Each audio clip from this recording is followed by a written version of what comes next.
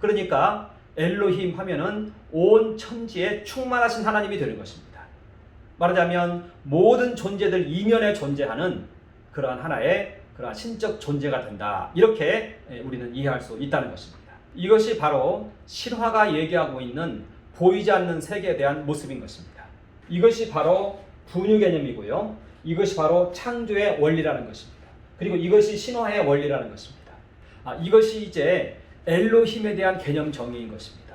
말하자면 엘로힘은 여호와와 그 모든 제신들로 구성이 되어 있는데 이 모든 제신들이 엘로하이지만 여호와 안에서는 모두 하나의 제신들로서 자기의 위치를 지키고 있다.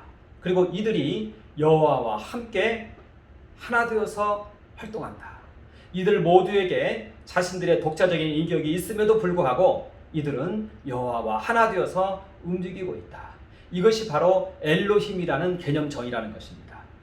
자, 그런데 당시에 이 용어가 존재했고 이것을 이해하고 이 신을 섬기는 자들이 있었다는 것입니다. 가나안 세계에는 이 엘로힘이라는 이 신에 대한 이해가 이미 그 고대로부터 있었다는 것입니다.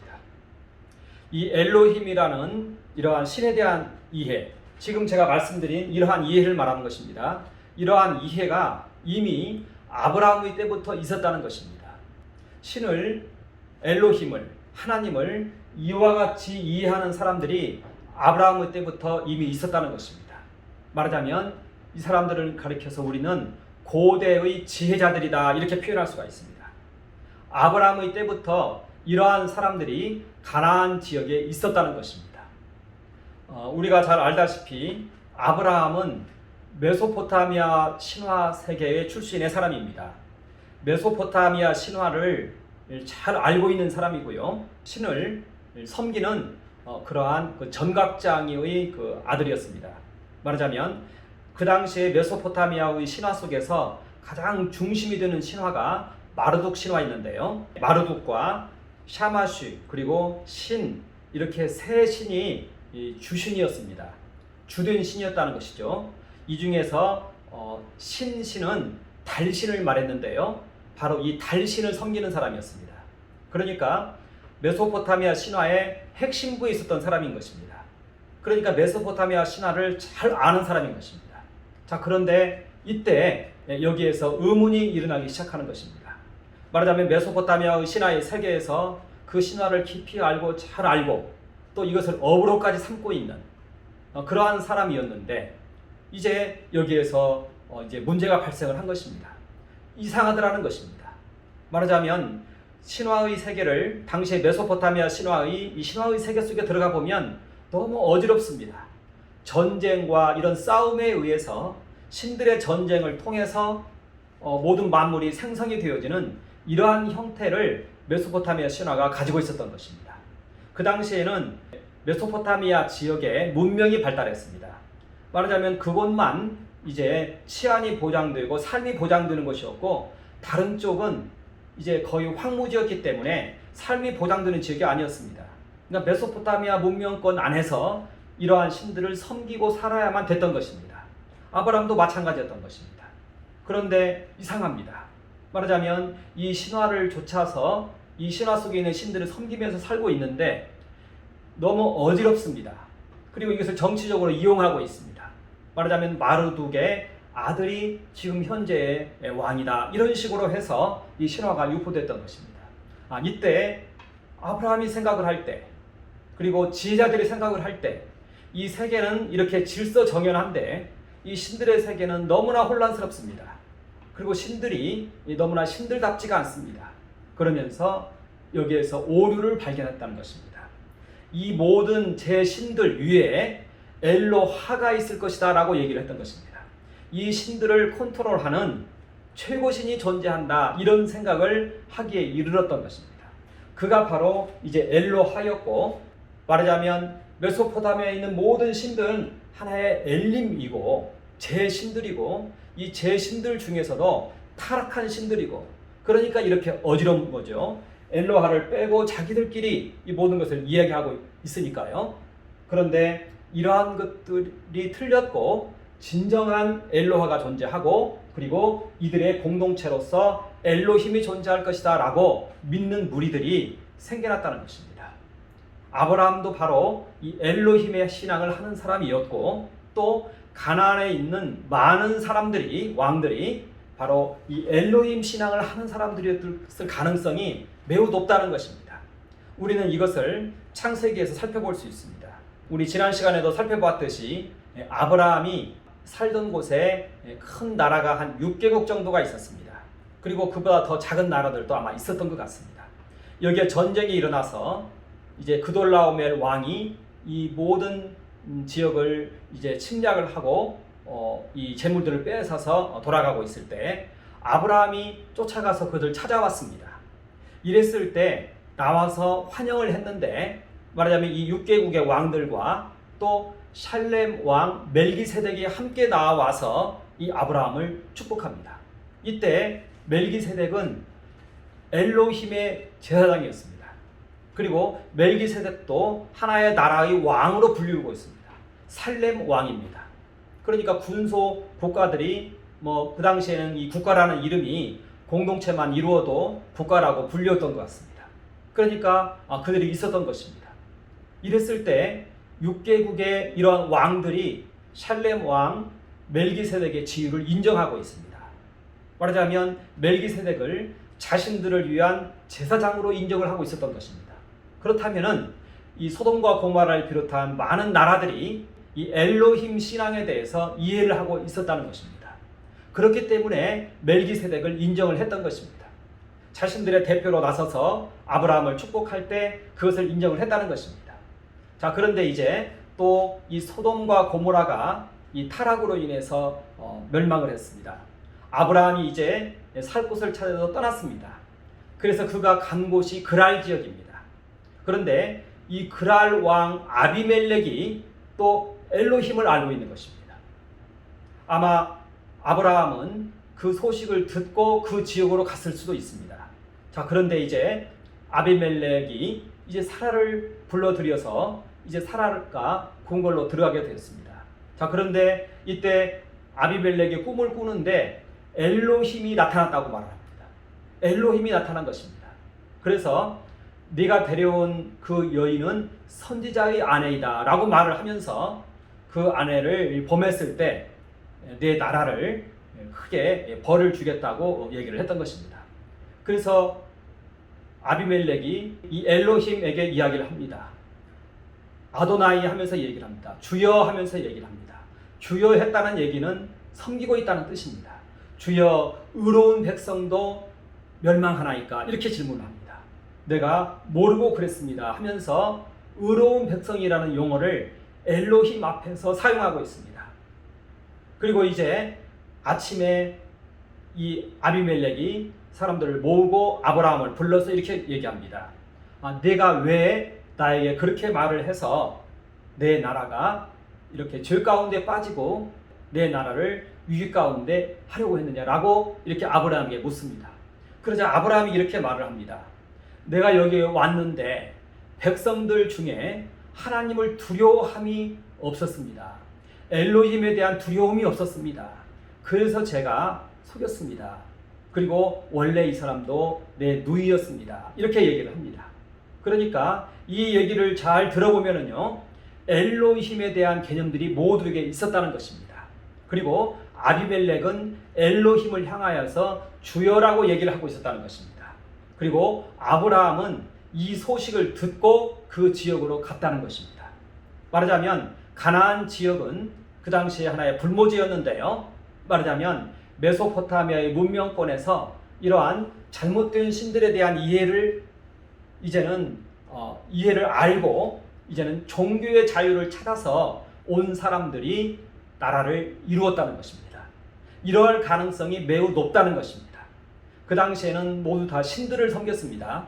그런데 메소포타미아 문명권에 있는 그 지역에서는 안정된 삶이 있습니다. 그 신만 섬기면 됩니다. 그러나 이제는 그 신을 섬길 수가 없습니다. 잘못된 신입니다. 이제는 엘로힘 신을 찾아서 신앙의 자유를 찾아서 이렇게 내려왔다는 것입니다. 이들은 엘로힘을 섬겼다는 것입니다. 우리는 이들을 가리켜서 고대의 지혜자들이다 이렇게 말을 할 수 있을 것 같습니다. 그리고 아까 앞에서 우리는 욥을 살펴봤는데요. 이 욥도 그러한 가나안 지역의 사람으로서 이러한 전통 가운데 있는 사람이었을 것이다. 우리는 그렇게 이해를 할 수가 있습니다. 욥의 시대와 아브라함의 시대가 그렇게 크게 차이가 나지 않아 보입니다. 왜냐하면 사용하고 있는 용어들이 전부 아브라함 시대의 족장들이 사용하고 있는 용어들입니다. 그래서 우리는 욥은 아브라함 세대와 크게 이렇게 멀리 떨어져 있지 않다 이렇게들 사람들이 이야기를 하는 것입니다. 이와 같이 엘로힘에 대한 신앙들이, 엘로힘에 대한 지식과 엘로힘에 대한 신앙들이 이렇게 가나안 지역에서는 이렇게 자리 잡고 있었다. 우리는 그것을 이해할 수 있다는 것입니다. 저희는 지금 시내산 언약에서의 언약 당사자로서 하나님 여호와를 지금 살펴보고 있는 가운데 있습니다. 말하자면 아브라함의 때에는 항상 여호와 단독자로 나타났는데 이제는 이 시내산 언약과 관련해서는 여호와와 그의 모든 천군 천사들이 천천만만의 천사들이 이 언약의 언약 당사자로서 혹은 언약 참관인으로서 이 시내산 언약 체결식에 참여했다는 것입니다. 그것이 바로 모세가 하나님 앞에 나아가매 여호와께서 산에서 말씀하시니라 하면서 언약 체결식 장면 가운데 이제는 모든 천천만만의 천군 천사들이 다 참여를 했다는 것입니다. 그리고 이렇게 가나안의 지혜자들 사이에 있는 이 엘로힘 하나님이 이제 구체적으로 모습을 드러내는 사건이 발생을 했습니다. 말하자면 이렇게 창조를 이루는 여호와와 그의 신들 엘로힘, 이 엘로힘이 구체적으로 자신의 모습을 드러낸 사건이 발생을 했다는 것입니다. 그것이 바로 출애굽 사건이라는 것입니다. 출애굽 사건에 사용되어지는 이름이 바로 하나님이라는 이름이었던 것입니다. 하나님, 우리 하나님 여호와라는 이름으로 이 출애굽 사건이 일어났다는 것입니다. 말하자면 이렇게 추상적으로 개념적으로만 존재하던 이 엘로힘이 구체적으로 모습을 드러낸 것이 바로 출애굽 사건이라는 것입니다. 출애굽기 1장에서부터 18장까지가 이 출애굽 사건을 말하고 있는데요. 그리고 19장에 이르러서 이제 이렇게 언약을 체결을 하는 것이죠. 그래서 우리는 출애굽기 1장에서 18장까지의 그 모습이 하나의 출애굽 사건인데요. 그 모습이 바로 이 엘로힘의 모습이라는 것입니다. 말하자면 우리 하나님 여호와의 모습이라는 것입니다. 이때는 여호와 혼자만 이렇게 하는 것이 아니라 여호와와 그의 모든 천군 천사들이 여기에 이제는 동원이 됐다는 것입니다. 그렇게 해서 출애굽 사건이 일어났고 그리고 그 모든 여호와와 천천만만의 천군 천사들이 이제는 언약 체결식 장면에 나왔다는 것입니다. 말하자면 출애굽기 1장에서 18장까지에는요. 거기에는 여호와란 이름보다도요. 여호와 너희 하나님이란 이름이 굉장히 많이 나옵니다. 이때는 물론 여호와 단독자로서도 모세와 말을 하지요. 그러나 실질적으로 보면 여호와 너희 하나님이라는 용어가 출애굽기에서 이제 부단히 나타나고 있습니다. 거의 대종을 이루고 있습니다. 여호와 너희 하나님 하면서 이제 이 출애굽 사건이 발생을 하는 것입니다. 그래서 출애굽에 나타난 그 하나님의 그 모습이 여호와의 그 모습이 바로 엘로힘의 그러한 모습이라는 것입니다. 여호와와 그의 모든 천군 천사들의 그런 하나의 행위라는 것입니다. 그것이 바로 엘로힘의 모습이라는 것입니다.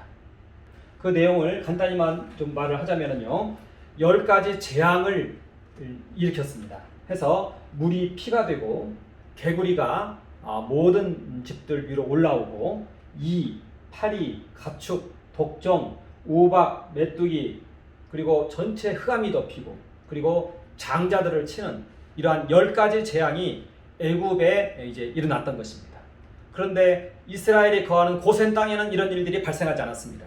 이와 같이 10가지 재앙이 이제는 애굽에서 일어났는데 이것이 바로 여호와 우리 하나님 혹은 너희 하나님의 그러한 모습이었다는 것입니다. 그리고 홍해가 갈라졌습니다.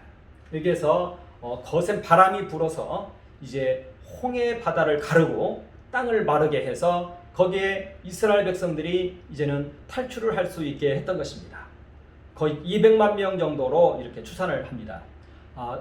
애굽에 있는 군인들이 추격해 와서 따라 들어왔다가 홍해에서 다 수장을 당합니다. 그래서 왕조가 몰락을 합니다. 투투모세로 보통 추정을 하는데요. 이때 이제 왕조가 몰락을 했다 이렇게 이야기를 합니다. 그리고 이제 신광야에 이르러서 시내산까지 갈 때 만나와 메추라기를 하나님께서 공급하십니다. 자, 그리고 르비딤에 이르렀을 때 무리와 반석에서 물이 나오게 하고 아말렉 전투에서도 승리케 하는 이러한 이 출애굽 사건의 하나의 출애굽 사건을 일으킨 그러한 하나님이라는 것입니다. 이것이 이제 출애굽기 1장에서 18장까지의 하나의 내용입니다.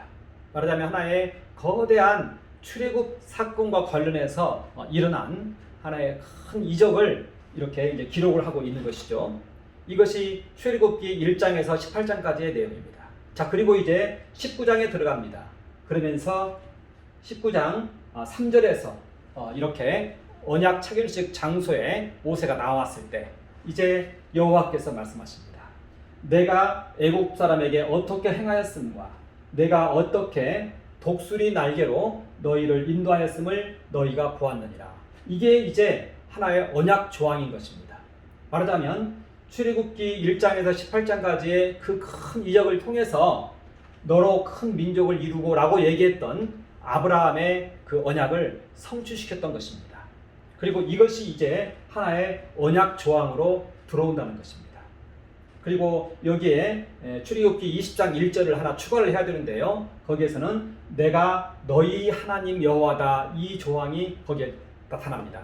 그래서 이렇게 나라를 이루었고 그리고 이들의 하나님이 되었다. 이렇게 우리는 여호와의 이 언약 조항을 이해할 수가 있다는 것입니다. 자, 그리고 바로 이어서 이제 이스라엘 백성들이 취할 언약 조항이 있습니다. 그게 19장 5절에 있는 말씀인데요. 너희가 내 말을 잘 듣고 내 언약을 지키면 이렇게 나타납니다.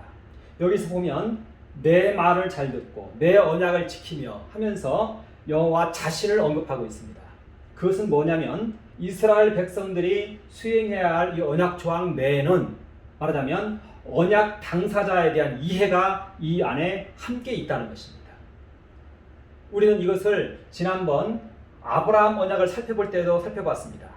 분명히 아브라함이 준행해야 될 언약은 너는 축복함이 되라 해서 축복하는 자가 되면 됐는데, 그런데 실질적으로 이 언약이 전개되었을 때는 어떻게 나타났느냐? 이것이 오히려 믿음으로 나타났다는 것입니다. 믿음으로. 말하자면 여호와에 대한 믿음이 이것의 본질을 이루고 있더라, 이렇게 말을 했다는 것입니다. 여기서도 마찬가지입니다. 너희가 내 말을 잘 듣고 내 언약을 지키면, 이것은 십계명에 있는 내용인데요. 이게 하나님 사랑과 이웃 사랑으로 이제는 설명이 되어집니다. 이때 이 하나님 사랑은 무엇이냐? 결국은 내가 어떻게 하였음에 대해서 너희가 알고 결국은 이 여호와의 언약 조항을 정확하게 이해하고 그를 사랑하는 것이 되는 것입니다.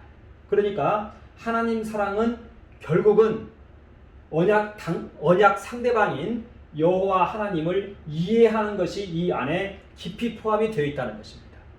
그러니까 이스라엘 백성들이 이제는 이행해야 될, 너희가 내 말을 잘 듣고 내 언약을 지키면, 이 안에는 언약 당사자에 대한 이해가 깊이 있게 들어가 있다는 것입니다. 말하자면 19장 4절에 있는 여호와께서 어떻게 이스라엘 백성들을 구원하고 행하였는지, 이 출애굽 사건에 대한 이해와 기억과 이해하고 기억하고 이 하나님을 사랑하고 하는 이 행위가 여기에는 깊이 담겨 있다는 것입니다. 언약 당사자를 이해해야 된다는 것입니다. 이것이 어떻게 보면 이스라엘 백성들이 너희가 내 말을 잘 듣고 내 언약을 지키면에서 중요한 부분을 차지한다는 것입니다. 특히 10계명에서 1계명에서 4계명까지가 하나님 사랑을 말하고 있는데, 그 하나님 사랑이 바로 이것을 의미하고 있다는 것입니다. 여기에 대한 이해를 의미하고 있다는 것입니다. 하나님에 대한 이해, 하나님께서 이와 같은 하나님이다, 출애굽 사건을 일으킨 하나님이다. 그리고 이 출애굽 사건을 일으킨 하나님은 바로 이 엘로힘이다. 천천만만의 천군 천사들과 여호와로 구성된 이 하늘의 천상 총회이다. 이가 바로 우리 언약 당사자이다. 이 언약 당사자를 깊이 있게 이해하고 이 언약 당사자를 사랑하는 것이 이 이스라엘 백성들이 취해야 될 언약 조항이다. 이것을 말하고 있다는 것입니다. 그러니까 이스라엘 백성들에게 있는 이 언약 조항은 여호와 편에서 이 언약 조항과 무관하지 않다는 것입니다. 여기에 대한 이해와 이 하나님을 사랑하는 것이 바로 이 언약 조항이라는 것입니다. 말하자면 이스라엘 백성들은요, 이러한 엘로힘과 언약을 체결을 했다는 것입니다. 자, 그리고 저는 전번에 언약 실행이 무엇인지를 한번 얘기했습니다. 말하자면 언약 실행은 하나님 사랑, 이웃 사랑인데요, 이것을 행위로 하는 것이 우선이 아니다. 제사가 바로 언약 실행이다. 이렇게 얘기했습니다. 말하자면 하나님 사랑과 이웃 사랑이 제사 가운데 다 반영이 되어 있고 제사를 행하는 것이 언약 실행이다. 이렇게 이야기를 했습니다. 말하자면 언약 체결을 할 때도 이 당사자가 다 나왔고요. 또 언약을 실행할 때, 제사를 통해서 언약을 실행할 때도 이 이해관계자가 다 출두를 한다는 것입니다. 이스라엘에서 이제 1년에 한 번씩 속죄제를 드립니다. 그랬을 때 언약이 실행된다는 얘기죠. 그랬을 때 이 엘로힘은 여기에 천상총회에 모든 천천만만의 천군 천사들은 여기에 참여를 해야 된다는 것입니다. 왜냐하면 언약이 실행되고 있기 때문에 그렇습니다.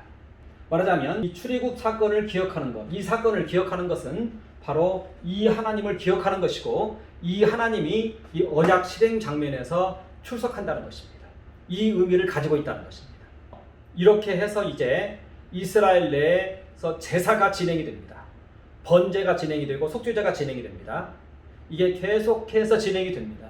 자, 이랬을 때 끝없이 이 사건을 기억하면서 이 출애굽 사건을 기억하면서 이 출애굽 사건을 일으킨 여호와를 기억하면서 이 언약이 실행이 되는 것입니다. 자, 그러면서 이제 이 출애굽 사건이 이 여호와의 총회를 설명을 해야 되는 이 출애굽 사건이 이제는 현재화되고 일반화되어야 됩니다. 왜냐하면 이건 지나간 사건이고요. 그런데 하나님은 현재로 존재하기 때문에 그렇습니다. 그래서 이 출애굽 사건을 기반으로 해서 창세기 1장에 쓰여졌다, 이렇게 이야기를 합니다. 말하자면 출애굽의 이 위대한 사건을 목격을 하고 그리고 창세기 1장을 썼다는 것입니다. 말하자면 출애굽 사건을 이렇게 바라보고 창세기 1장을 기록할 때 당시에 메소포타미아 신화에 있는 모든 신들과 그리고 애굽에 있는 모든 신들을 이 엘로힘 아래로 다 복속을 시켰다는 것입니다. 그렇게 해서 나온 책이 창세기 1장이라는 것입니다. 왜 이것을 알 수 있냐면 창세기 1장의 내용을 보면은 신화와 팩터가 같습니다. 당시에 메소포타미아 신화와 애굽 신화가 있었고 또 뭐 그 후에는 가나안 신화가 나오고 그리스 신화가 나오는데 이 모든 신화들의 팩터가 같습니다. 사건이 같다는 얘기입니다. 그 이면의 이야기는 모세가 볼 때는 아주 오류가 많습니다. 아주 잘못되어 있습니다. 그러나 드러난 사실은 맞더라는 것입니다. 그래서 창세기 1장은 이 모든 팩터를 다 수용을 합니다. 그리고 다른 모든 제신들은 엘로힘 아래로 다 부속을 시키고 여호와에 의해서 질서정연하게 그러한 사건들이 일어난 것으로 기록을 한다는 것입니다. 이것이 바로 창세기 1장의 내용인 것입니다. 그래서 창세기 1장의 내용은 엘로힘의 하나의 모습인 것입니다. 그래서 우리 구약학자들의 이 사이에서는 창세기 1장을 어전회의라고 얘기합니다. 어전회의이고 창세기 1장에 나타나 있는 말씀은 어전회의에서 나타난 판결 내용이라고 얘기를 합니다. 그렇게 해서 창조가 진행이 되었다, 이렇게 이야기를 하는 것입니다. 말하자면 메소포타미아 신화와 애굽에 있는 모든 신화를 바로 이렇게 창세기 1장 아래로 복속을 시켰다는 것입니다. 그리고 그것이 바로 엘로힘, 여호와 하나님의 모습이라는 것입니다. 창세기 1장에 나타나 있는 그 창조의 기사들을 우리는 바라보면서 그것을 바라보면서 엘로힘, 여호와 하나님의 모습을 우리는 바라본다는 것입니다. 이렇게 일반화가 됐다는 것입니다. 이렇게 해서 모세오경에 창세기 1장이 쓰여졌다. 이렇게 우리 학자들은 이야기를 하고 있다는 것입니다. 그래서 우리는 이제 창세기 1장이 이렇게 메소포타미아 신화와 애굽 신화 이런 신화들에서 팩트를 취했다는 것을 우리는 좀 알 수가 있는데요. 이것은 이제 창세기 1장과 그러한 신화들을 비교해봄을 통해서 우리는 이해할 수가 있습니다. 자, 그리고 모세가 모세오경을 쓸 때 앉은 자리에서 쓴 것이 아닙니다. 모세는 톨레도옷을 이용했습니다. 톨레도옷이 계보라는 뜻인데요. 계보책이 그 당시에 있었습니다. 창세기를 보면은 이 계보책의 존재가 나타납니다. 모세는 이 계보책 톨레도옷을 이용해서 창세기를 기록을 했다는 것입니다. 그렇기 때문에 모세가 이용한 이 톨레도스에는 아브라함을 통해서 메소포타미아 신화가 깊이 있게 여기에 반영이 되었고요. 그래서 아브라함은 메소포타 신화의 전문가였던 것입니다. 그리고 모세는 애굽 궁정에서 애굽 신화를 배웠습니다. 여기에서 애굽 신화 부분이 또 여기에 접목이 된 것입니다. 이렇게 해서 창세기 1장이 출현했다는 것입니다.